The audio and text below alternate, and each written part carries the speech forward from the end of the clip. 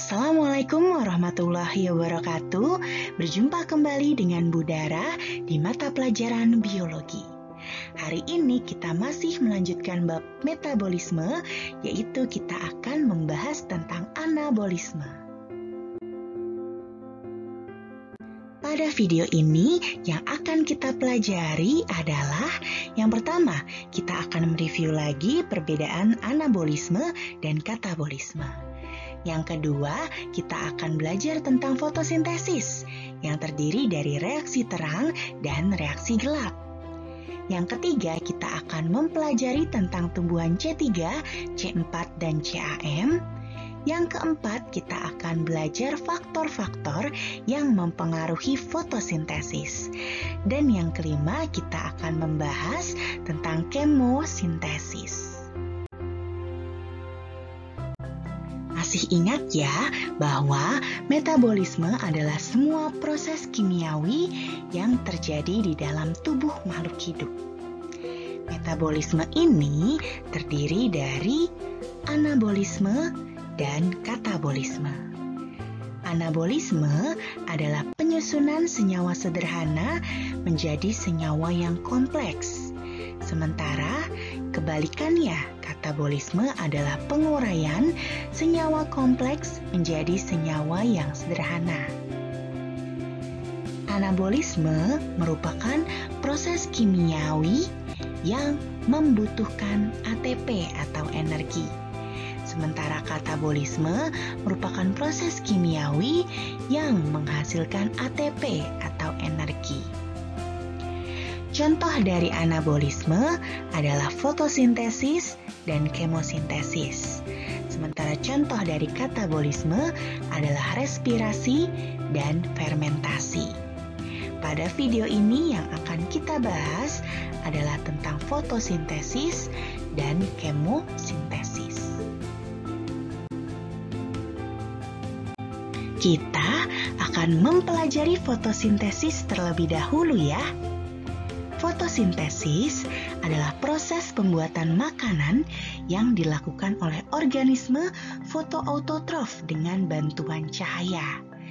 Organisme fotoautotrof itu contohnya seperti tumbuhan, alga, dan beberapa jenis bakteri. Nah, organisme fotoautotrof ini harus memiliki klorofil. Kenapa harus punya klorofil? Karena klorofil ini berperan untuk menyerap cahaya.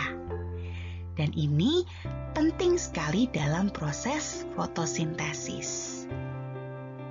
Ini merupakan reaksi fotosintesis, di mana air yang ada di tanah akan diserap oleh akar untuk kemudian dialirkan oleh xilem menuju daun. Karbon dioksida yang ada di atmosfer juga akan masuk ke daun melalui stomata. Nah, klorofil nantinya akan menyerap cahaya, sehingga air dan karbon dioksida bisa dirubah menjadi glukosa dan oksigen. Glukosa akan digunakan untuk sumber energi si tumbuhan ini, sedangkan oksigennya akan dilepaskan.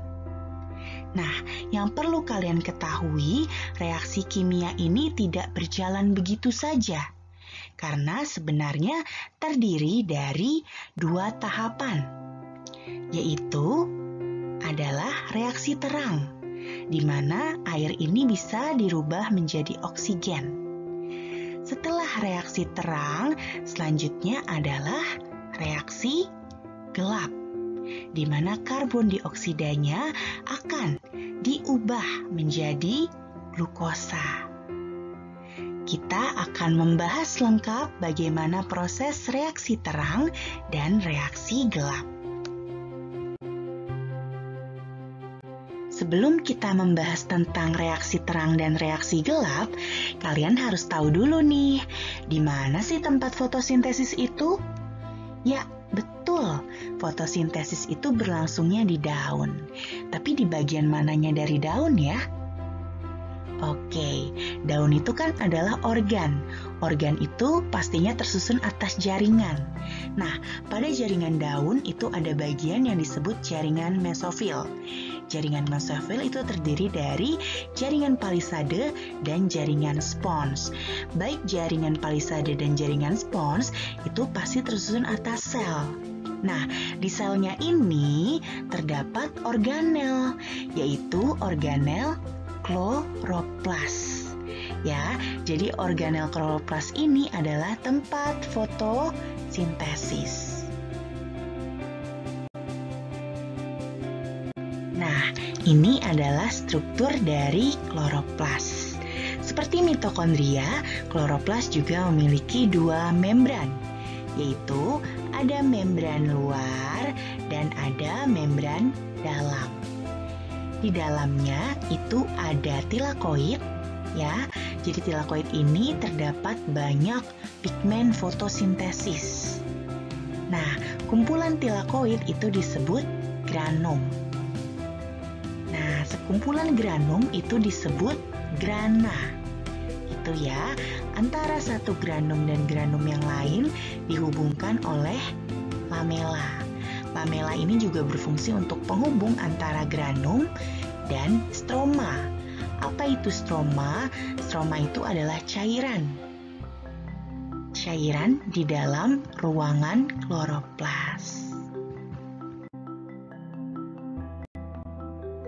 Oke, jadi reaksi fotosintesis tadi terdiri dari dua tahap, yaitu ada reaksi terang yang terjadi di grana atau tilakoid dan dilanjutkan dengan reaksi gelap yang terjadi di stroma.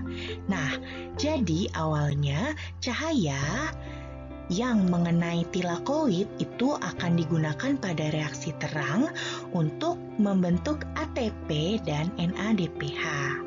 Nah, selain itu pada reaksi terang ini, air juga akan mengalami fotolisis menjadi oksigen yang akan dikeluarkan ke atmosfer. Nah, selanjutnya ATP dan NADPH ini akan digunakan pada reaksi gelap atau biasa disebut juga dengan siklus Calvin. Digunakan untuk apa? Jadi, dia digunakan untuk mengubah karbon dioksida menjadi glukosa. Ya. Nah, pada reaksi gelap ini ada hasil, yaitu ada NADPH, ADP, dan fosfat inorganik. Nah, ini dia akan dikembalikan lagi untuk reaksi terang. Paham ya? Reaksi terang. Reaksi terang adalah reaksi yang bergantung pada cahaya dan terjadi dalam tilakoid atau grana. Ya, jadi reaksi terang ini dia membutuhkan cahaya. Kalau tidak ada cahaya, maka reaksi terang tidak akan terjadi. Kalau reaksi terang tidak terjadi, maka reaksi gelap pun tidak akan terjadi. Gitu ya. Nah, reaksi terang ini bisa berlangsung dalam dua cara, yaitu bisa fotofosforilasi non-siklik, bisa juga dengan fotofosforilasi siklik. Apa bedanya? Kalau fotofosforilasi non-siklik melibatkan fotosistem 1 dan fotosistem 2. Kalau fotofosforilasi siklik hanya melibatkan fotosistem 1.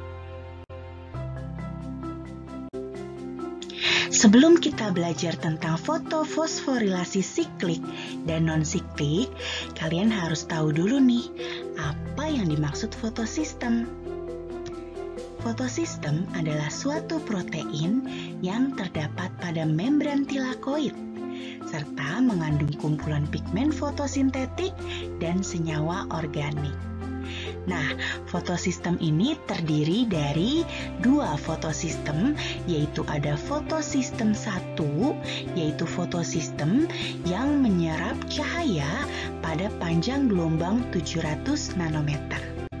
Sementara fotosistem 2 adalah fotosistem yang dapat menyerap cahaya pada panjang gelombang 680 nanometer. fotofosforilasi non-siklik.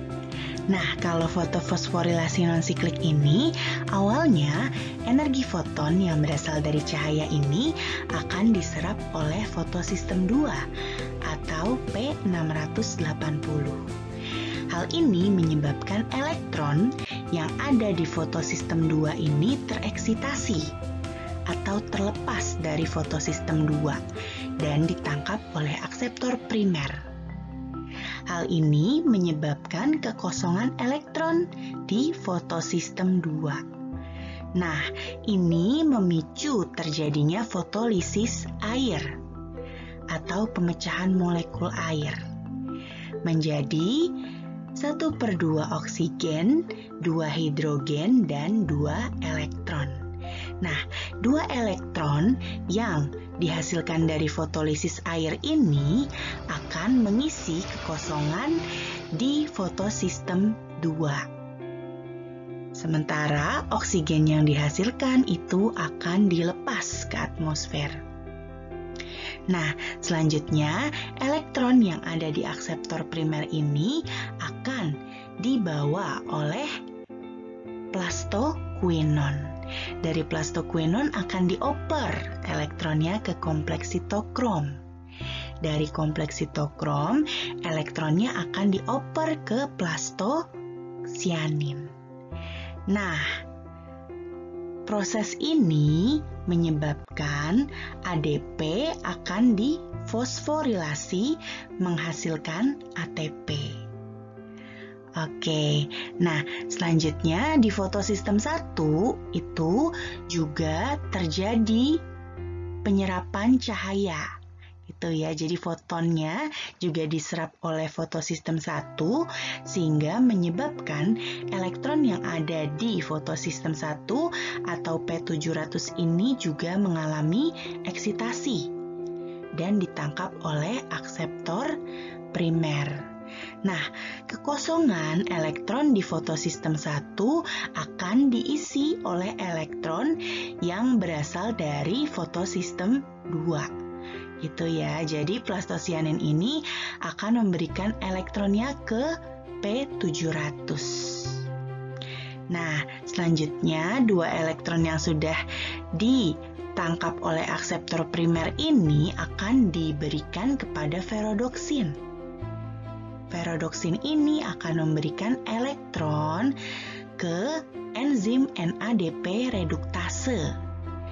Enzim NADP reduktase ini akan mengubah NADP dan 2 hidrogen yang dihasilkan dari fotolisis air tadi menjadi NADPH. Gitu ya. Jadi fotofosforilasi non-siklik ini menghasilkan oksigen yang akan dilepas ke atmosfer, kemudian juga menghasilkan ATP dan NADPH. ATP dan NADPH ini nantinya akan digunakan untuk reaksi gelap. Fotofosforilasi siklik. Ingat ya, kalau fotofosforilasi non-siklik tadi melibatkan fotosistem 1 dan 2. Kalau fotofosforilasi siklik hanya melibatkan fotosistem 1. Awalnya, foton akan diserap oleh fotosistem 1 atau P700. Nah, ini menyebabkan elektron yang ada di P700 tereksitasi sehingga ditangkap oleh akseptor primer. Dari akseptor primer, elektronnya akan ditransfer ke ferrodoksin. Dari ferrodoksin akan ditransfer ke kompleks sitokrom. Dari kompleks sitokrom akan ditransfer ke plastosianin dan dikembalikan lagi ke fotosistem 1. Begitu seterusnya. Makanya ini dibilangnya fotofosforilasi siklik. Nah, proses transfer elektron ini menyebabkan fosforilasi ADP menjadi ATP sehingga dihasilkan ATP. Ya, dan pada fotofosforilasi siklik ini tidak terjadi fotolisis air karena elektron dari fotosistem 1 begitu tereksitasi akan dikembalikan lagi ke fotosistem 1. Jadi tidak membutuhkan fotolisis air. Oleh karena itu, fotofosforilasi siklik ini tidak menghasilkan oksigen dan tidak menghasilkan NADPH, hanya menghasilkan ATP. Nah, biasanya fotofosforilasi siklik ini terjadi ketika ATP yang dihasilkan itu kurang, tidak cukup untuk reaksi gelap, maka fotofosforilasi non-sikliknya akan dialihkan ke fotofosforilasi siklik. Begitu ya. Perbedaan fotofosforilasi non-siklik dan siklik. Kalau fotofosforilasi non-siklik, dia melibatkan fotosistem 1 dan fotosistem 2. Sementara fotofosforilasi siklik hanya melibatkan fotosistem 1. Nah, pada fotofosforilasi non-siklik terjadi fotolisis atau pemecahan air. Kalau fotofosforilasi siklik itu tidak terjadi fotolisis. Nah, karena terjadi fotolisis, maka pada fotofosforilasi non-siklik menghasilkan ATP, NADPH, dan juga menghasilkan oksigen. Sementara pada fotofosforilasi siklik hanya menghasilkan ATP, karena tidak terjadi fotolisis. Reaksi gelap adalah reaksi yang tidak bergantung pada cahaya dan terjadi di dalam stroma. Meskipun reaksi gelap tidak bergantung pada cahaya, tapi reaksi gelap tetap membutuhkan ATP dan NADPH yang dihasilkan dari reaksi terang.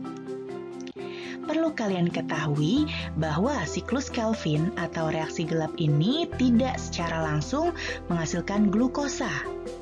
Glukosa adalah gula berkarbon 6, sementara produk dari reaksi gelap adalah gula berkarbon 3, yaitu G3P. Untuk membentuk G3P dibutuhkan 3 molekul karbon dioksida yang masuk ke siklus Kelvin 1/1. Bagaimana tahapan dari reaksi gelap atau siklus Kelvin? Tahapannya terdiri dari 3 tahap, yaitu fiksasi, reduksi, dan regenerasi. Pada tahap fiksasi, karbon dioksida akan diikat oleh RuBP. Reaksi ini dikatalis oleh enzim Rubisco, membentuk intermediate berkarbon 6 yang akan segera terurai menjadi 2 molekul 3 fosfogliserat. Karena yang masuk ke siklus Kelvin adalah 3 molekul karbon dioksida, oleh karena itu yang akan dihasilkan adalah 6 molekul 3 fosfogliserat. Tahap selanjutnya adalah reduksi, di mana 3 fosfogliserat ini akan dibentuk menjadi gliseraldehid 3-fosfat atau G3P. Tapi sebelumnya 3 fosfogliserat harus dirubah dulu menjadi 1,3 bifosfogliserat. Untuk mengubah 6 molekul 3 fosfogliserat menjadi 6 molekul 1,3 bifosfogliserat dibutuhkan 6 ATP. Selanjutnya, 1,3 bifosfogliserat baru dirubah menjadi G3P. Untuk mengubah 6 molekul 1,3 bifosfogliserat menjadi 6 molekul gliseraldehid 3-fosfat dibutuhkan 6 NADPH. Dari 6 molekul G3P ini, hanya 1 molekul yang akan digunakan untuk membentuk glukosa dan komponen organik lainnya. Sementara 5 molekul G3P lainnya akan melanjutkan tahap siklus Kelvin selanjutnya, yaitu regenerasi, di mana 5 molekul G3P ini akan membentuk 3 molekul RuBP. Untuk membentuk 3 molekul RuBP ini dibutuhkan 3 ATP. RuBP yang dihasilkan akan kembali mengikat karbon dioksida yang lain. Ya, seperti itu terus karena ini adalah siklus. Nah, setelah siklus Calvin selesai, tahap selanjutnya adalah sintesis, di mana terjadi pembentukan glukosa. Glukosa itu dibentuk dari 2 molekul G3P. Untuk membentuk 1 molekul G3P ini dibutuhkan 3 molekul karbon dioksida, 9 ATP, dan 6 NADPH. Jadi, untuk membentuk 1 molekul glukosa dari 2 molekul G3P ini dibutuhkan 6 molekul karbon dioksida, 18 ATP, dan 12 NADPH.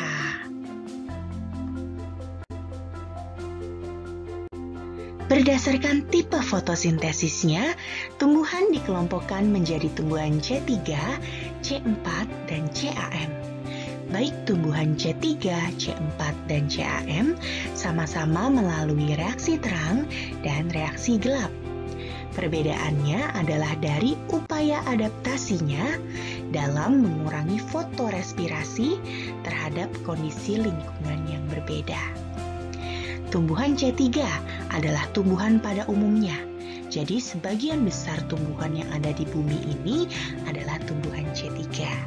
Nah, tumbuhan C3 ini tidak memiliki adaptasi untuk mengurangi laju fotorespirasi. Contohnya seperti padi, gandum, dan kedelai. Sementara tumbuhan C4 memiliki adaptasi untuk mengurangi laju fotorespirasi dengan membentuk senyawa berkarbon 4. Makanya disebut tumbuhan C4. Contohnya seperti jagung, tebu, dan sorghum. Kalau tumbuhan CAM sebenarnya hampir sama dengan tumbuhan C4 karena dia juga memiliki adaptasi untuk mengurangi laju fotorespirasi. Hanya saja senyawa berkarbon 4 dibentuknya pada malam hari. Nah, contohnya ini seperti nanas, kaktus, dan lidah buaya. Kita akan mempelajari lebih detail lagi tentang perbedaan tumbuhan C3, C4, dan CAM. Sudah sempat Ibu singgung ya, bahwa perbedaan antara tumbuhan C3, C4, dan CAM adalah dari cara adaptasinya untuk mengurangi laju fotorespirasi. Apa itu fotorespirasi? Fotorespirasi adalah proses biokimia yang terjadi pada tumbuhan saat ada cahaya, di mana oksigen digunakan untuk menghasilkan karbon dioksida tanpa menghasilkan ATP dan gula. Pada siang hari dan cuaca panas, stomata akan menutup untuk mengurangi penguapan. Hal ini menyebabkan kadar karbon dioksida di dalam daun akan menurun, sehingga akan memicu terjadinya fotorespirasi. Perlu kalian ketahui bahwa enzim Rubisco tidak hanya bisa mengikat karbon dioksida saja, tetapi Rubisco juga bisa mengikat oksigen. Pada kondisi normal di mana di dalam kloroplas banyak terdapat karbon dioksida, maka Rubisco ini akan mengikat karbon dioksida dan membentuk 3 fosfogliserat yang nantinya akan melalui siklus Calvin dan membentuk gula. Nah, ketika di dalam kloroplas itu kadar karbon dioksidanya sedikit, maka Rubisco ini akan menangkap oksigen untuk membentuk senyawa berkarbon 2, yaitu 2 fosfoglykolat yang nantinya akan keluar dari kloroplas dan diuraikan oleh mitokondria dan peroksisom. melepaskan karbon dioksida. Fotorespirasi ini adalah peristiwa yang kurang menguntungkan untuk tumbuhan. Kenapa kurang menguntungkan? Karena pada fotorespirasi ini dia tidak menghasilkan ATP seperti respirasi seluler dan juga tidak menghasilkan glukosa seperti pada fotosintesis. Oleh karena itu, pada tumbuhan C4 dan CAM, dia perlu melakukan adaptasi untuk mengurangi laju fotorespirasi. Sekarang kita akan mempelajari perbedaan tumbuhan C3, C4, dan CAM dalam melakukan fotosintesis. Tumbuhan C3 adalah tumbuhan yang tidak memiliki adaptasi khusus untuk mengurangi laju fotorespirasi. Karena tumbuhan C3 ini hidup di daerah dengan kadar karbon dioksida yang tinggi.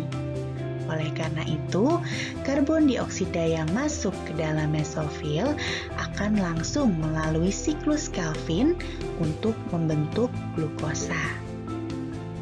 Sementara, tumbuhan C4 adalah tumbuhan yang hidup di daerah yang panas. Karena hidup di daerah yang panas, maka pada siang hari stomatanya akan membuka sebagian. Oleh karena itu, makanya dia harus punya adaptasi untuk mengurangi laju fotorespirasi. Dengan cara apa? Dengan cara mengubah karbon dioksida yang masuk menjadi senyawa berkarbon 4 terlebih dahulu. Setelah itu, baru senyawa berkarbon 4-nya ini dirubah lagi menjadi karbon dioksida yang akan melalui siklus Calvin untuk membentuk glukosa. Ciri khas dari tumbuhan C4 ini adalah dia memiliki anatomi krans. Ya, jadi kloroplasnya itu tidak hanya ada pada mesofil saja, tetapi ada pada mesofil dan seludang pembuluh. Makanya pada tumbuhan C4, pengikatan karbon dioksidanya itu berlangsung di mesofil. Sementara siklus Calvin-nya berlangsung di seludang pembuluh. Selanjutnya tumbuhan CAM. Tumbuhan CAM ini dimiliki oleh tumbuhan sukulen, yaitu tumbuhan yang memiliki cadangan air, ya, menyimpan cadangan air. Nah, tumbuhan CAM ini hidup di daerah yang kering. Makanya pada siang hari stomatanya itu menutup. Oleh karena itu, pengikatan karbon dioksida berlangsungnya pada malam hari. Ya, jadi setelah diikat juga karbon dioksidanya sama seperti C4, akan dibentuk menjadi senyawa berkarbon 4. Nah, pada siang hari senyawa berkarbon 4-nya akan dibentuk lagi menjadi karbon dioksida dan melalui siklus Calvin sehingga membentuk glukosa.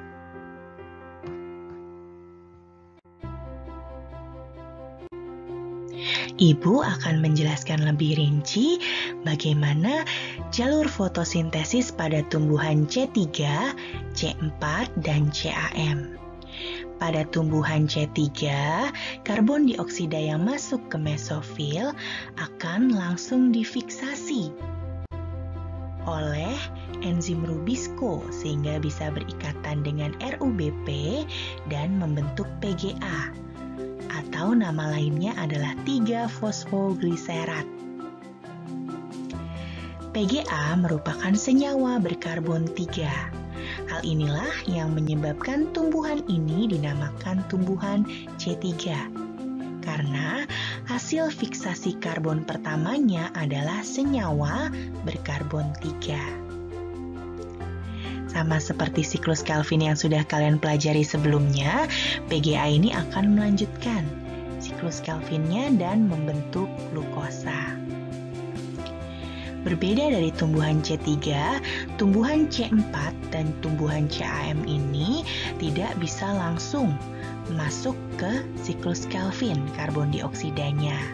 Karena karbon dioksidanya harus melalui siklus Hertzsprung dulu.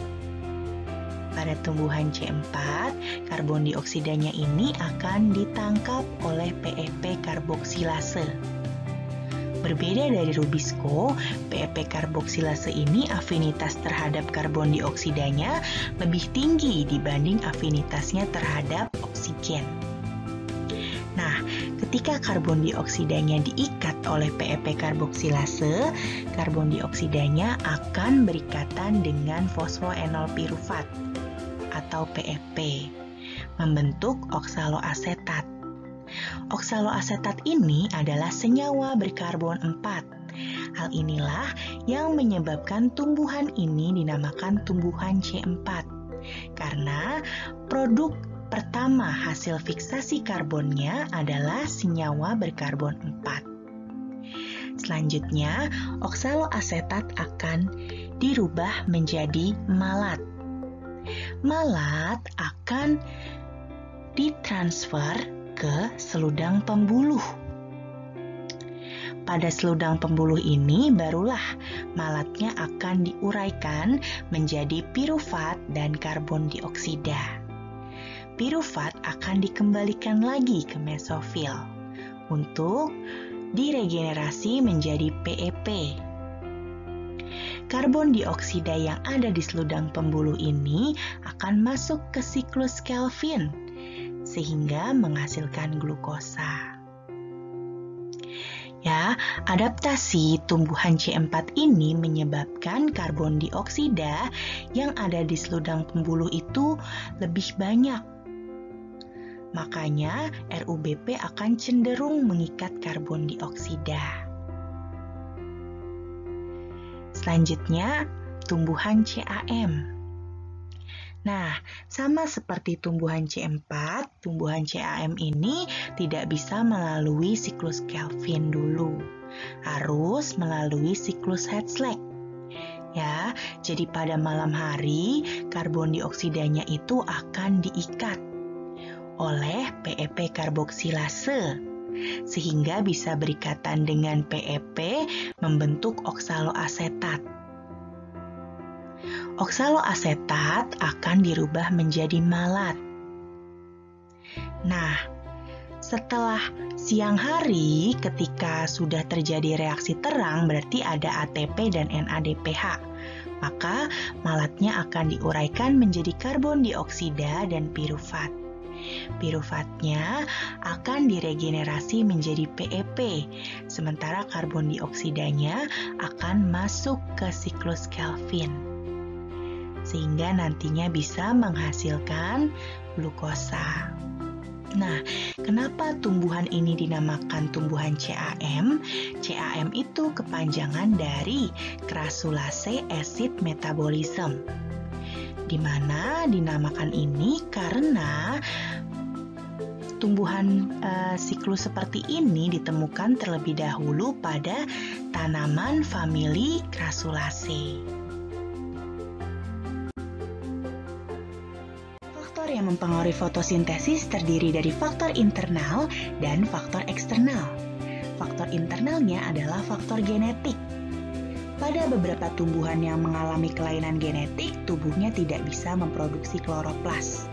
Ketika tidak ada kloroplas, maka tumbuhannya tidak akan memiliki klorofil. Dan hal ini akan menyebabkan tumbuhan tersebut tidak bisa melakukan fotosintesis. Faktor eksternal atau faktor luar yang mempengaruhi fotosintesis yaitu ada ketersediaan air. Kalian sudah belajar bahwa air itu merupakan bahan baku dalam reaksi terang.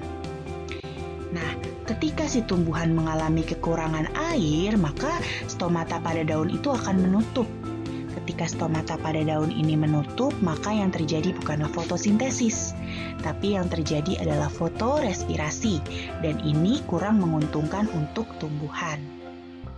Nah, selanjutnya ada konsentrasi karbon dioksida. Semakin tinggi konsentrasi karbon dioksida yang ada di atmosfer, maka laju fotosintesis juga akan semakin tinggi. Begitupun sebaliknya. Nah, kemudian ada cahaya. Cahaya sangat berperan dalam fotosintesis pada reaksi terang ya. Jadi kalau tidak ada cahaya, maka reaksi terang tidak akan bisa terjadi. Nah, selanjutnya ada unsur hara. Unsur hara yang ada di tanah itu berfungsi untuk nutrisi bagi si tumbuhan dalam melakukan metabolisme. Makanya unsur hara ini juga sangat penting. Selanjutnya ada suhu. Ketika suhu tinggi, maka si tumbuhan akan mengalami fotorespirasi, gitu ya. Karena ketika suhunya tinggi, stomata akan menutup, maka karbon dioksidanya tidak bisa masuk ke daun. Tapi kalau misalnya suhunya juga terlalu rendah, ini juga bisa menghambat. Karena ketika suhu terlalu rendah, maka air itu akan membeku, sehingga airnya tidak bisa ditransportasikan ke daun. Nah, sekarang kita akan membahas tentang kemosintesis. Kemosintesis adalah penyusunan senyawa organik yang dilakukan oleh bakteri kemoautotrof dengan memanfaatkan sumber energi yang berasal dari reaksi kimia senyawa anorganik.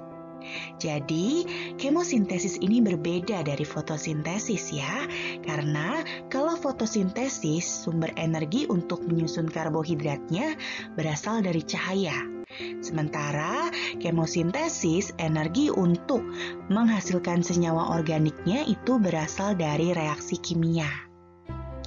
Nah, kemosintesis ini juga dilakukannya oleh bakteri kemoautotrof. Apa itu bakteri kemoautotrof? Bakteri kemoautotrof adalah bakteri yang tidak memiliki klorofil. Jadi, untuk membentuk senyawa organik, dia memanfaatkan sumber energi yang berasal dari reaksi kimia. Ya, nah, sebagai contoh adalah bakteri nitrifikasi. Selain bakteri nitrifikasi, ada juga bakteri belerang, bakteri sulfur, bakteri besi, dan lain-lain. Nah, kalau bakteri nitrifikasi ini contohnya ada Nitrosomonas dan ada Nitrobakter. Nitrosomonas dia bisa mengubah amonia menjadi nitrit. Ya, energi yang dihasilkan dari reaksi kimia ini akan digunakan untuk membentuk senyawa organik, misalnya glukosa. Nah, kalau Nitrobakter, dia bisa mengubah nitrit menjadi nitrat. Energi yang dihasilkan dari reaksi ini akan digunakan untuk membentuk senyawa organik. Contohnya glukosa. Paham ya? Cukup sekian materi hari ini. Semoga kalian bisa memahami ya apa yang sudah Ibu sampaikan. Jika ada pertanyaan, kalian bisa bertanya di kolom komentar. Jika kalian suka dengan video ini, kalian bisa like dan subscribe. Terima kasih. Wassalamualaikum warahmatullahi wabarakatuh.